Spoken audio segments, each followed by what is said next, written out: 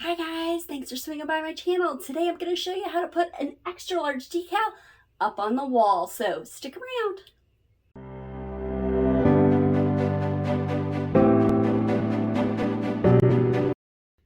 Hi guys, welcome back. It's Angela with Flip and Flutter Creations, and today we are going to figure out how to put this large decal up on the wall. So sometimes with these large decals, it can be a little bit difficult to place and get things even. And then it also can be difficult with your walls if you have like a speckled wall or things like that. So I'm going to show you some tips and tricks on how we get this applied to our wall. So this one is about 22.5 inches long. I went as long as I could go, I think, without having to go and split it. That way I only had to use one mat. So I cut it, and this is 351 Oracle vinyl, and I just cut it on the regular vinyl setting on my Cricut Explorer Air, and I have just the one. And I cut it in this pretty purple color, which is great. It's going to match my office so well, which I'm going to show you guys soon in a video.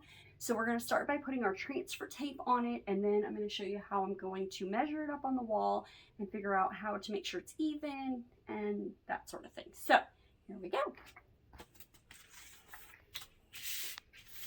All right, so the first thing you want to do is lay your decal down with the vinyl up, and I'm actually going to, I think I'm going to tape this with just some masking tape to my desk to make sure it doesn't move as I am placing the vinyl down. And I'm just going to line it up along the bottom of my desk, because here's the thing, my transfer tape has lines in it that help you to, they have like a grid, and I'll show you that in just a second once I get this tape done.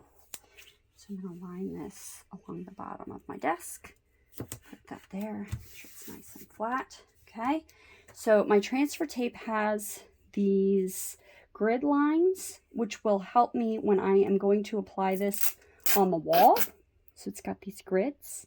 Now this does not have a backing. I only use this transfer tape when I am going directly to putting the item on the wall or wherever I'm going to be placing it, rather than if I'm going to ship something, because then I don't have an even background to put it on. So I'm going to start by just lining this up, seeing how much I need. I need about that much. And I'm actually not going to cut it yet because this is such a long decal. It's helping to have this round roll to kind of grip and pull and tug on. Normally when I do my decals, I start in the middle and then I work my way down one side and then the other. But on this long decal, I'm actually going to use my grid line and line it up at the bottom here. And I'm lining it up along the bottom. And I do like having the desk, and I am going to literally just go like this all the way down. There we go. Okay, now it kind of went off, so I didn't end up keeping my line, so I guess I won't be using that as a way to show you how to line it up, but that happens quite frequently to me. I'm not always the best at getting it straight, which is okay. So now that I have it down, so I'm going to use my handy dandy Cricut scraper here, and I am just going to scrape all the way along. Make sure you get the bottom all the way to the top and all the way to the back. And then I like to go up just to make sure I get it all. Okay? And then I'm going to take these little pieces of paper. Well, I don't even have to do that.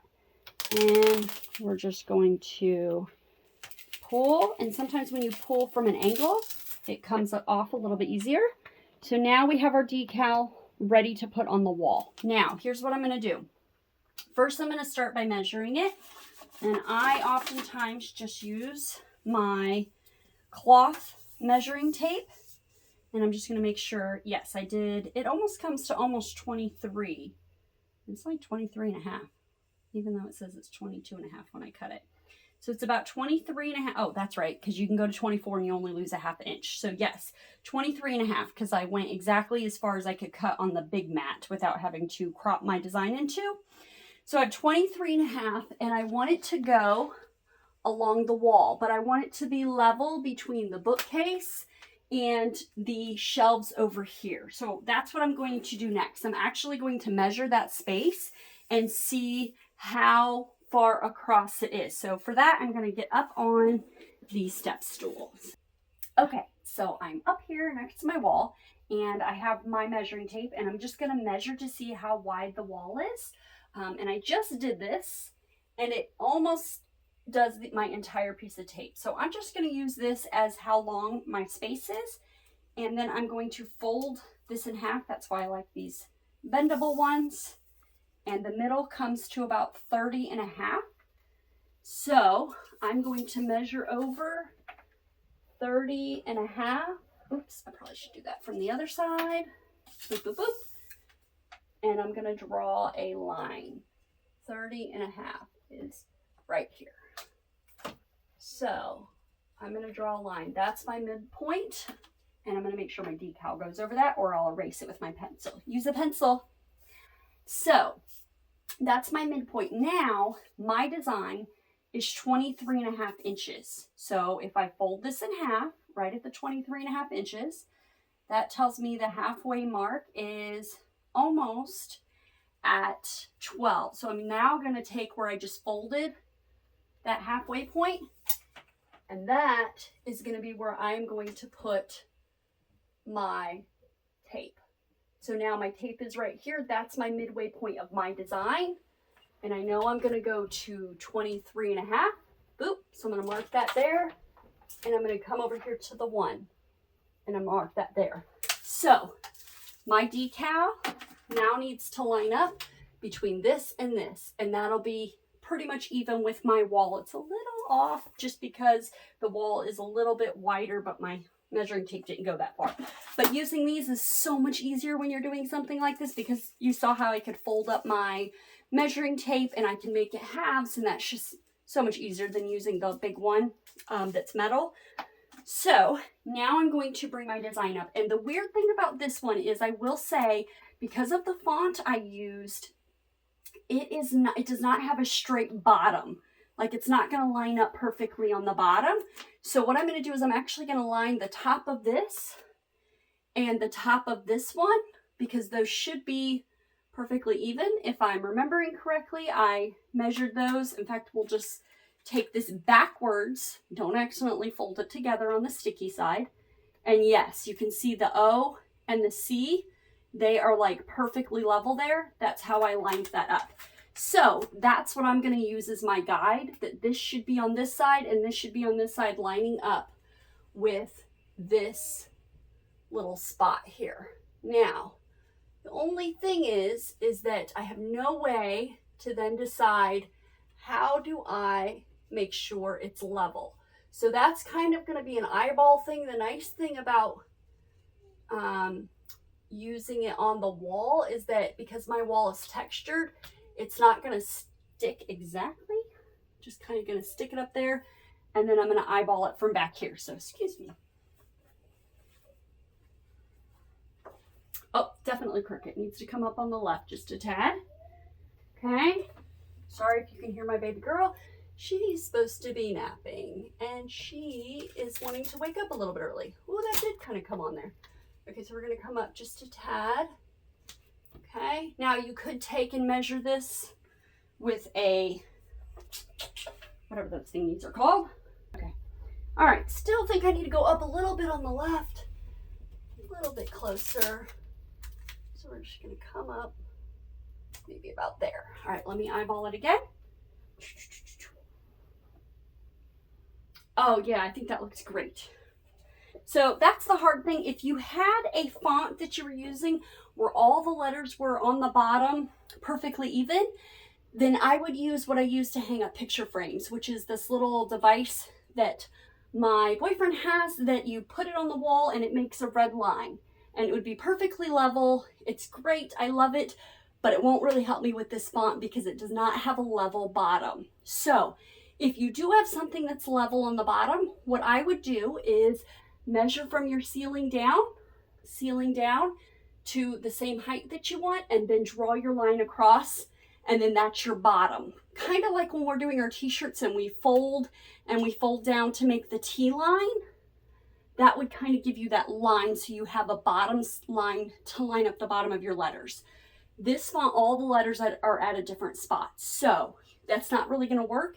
And that kind of helps us because it doesn't matter if it's a slight off, because of the way the font is all different levels, it makes it a little harder to see. So I'm just going to do this now to start get it to here. Now you can see there's actually little divots, or the things from how this is like a popcorn wall. So because of that, one, we want to go ahead and use our scraper, but you're going to see that it's not really adhering in all those little spots, but we can try to at least get down what we need. So the trick for this is to use preferably a tennis ball. I could not find our tennis ball, so I grabbed a little softball from the garage. And if you use a tennis ball, softball, something that's kind of heavy but also soft, you can kind of go like this, and I'll show you the difference. Okay, now you see the part I just did. You can see it's definitely attached to the vinyl a little more. Whereas if you look at these other letters, it's not as, you don't see as many of these little dots. See how many dots? It's because I rolled it over and I have it's adhering to all these dots. Whereas over here, it's not quite adhering because I haven't rolled it in. I'm gonna try to do it while holding the camera. So you can already see that's adhering a little better. I'm just gonna go along all these letters, and it will tire you out. You get to the point where you're just like, go, go. But you'll appreciate it in the end because it will help the letters adhere a little more. I wouldn't do anything too hard. You don't want to scrape your wall.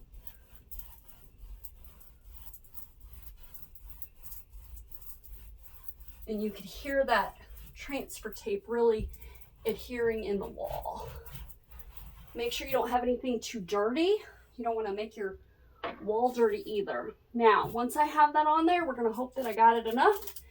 And we're just going to kind of peel slowly, because you can kind of just make sure that nothing comes up. And if you peel at an angle, that usually is a little bit easier. Oop, that little A. And what we'll do is we'll run that, ooh, careful, okay. So I'm just gonna kind of push that down. And try not to just grab it and yank, because you can break your vinyl. You can rip it. So this is very dirty. We won't reuse this because all that paint stuff is on there. Ew. Normally I do reuse. So now I'm just going to take this gently and just kind of go along the wall, especially on those couple areas where I saw it was not adhering very well. The A. Okay. And the good news is, because this is way up on the wall, people are not going to see this. They're not going to see any little errors because they're not going to be up close to it. I would hope that nobody's going to be just up, hanging up on your wall here. And then that little edge there. Okay.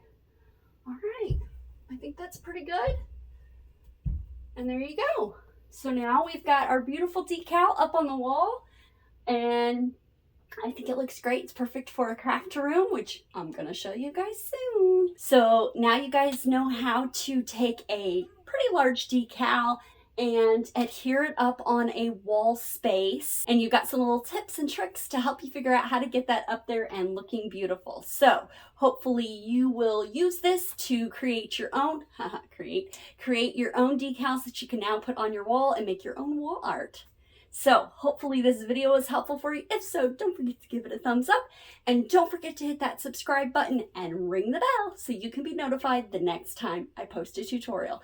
Thanks for stopping by my channel. Bye.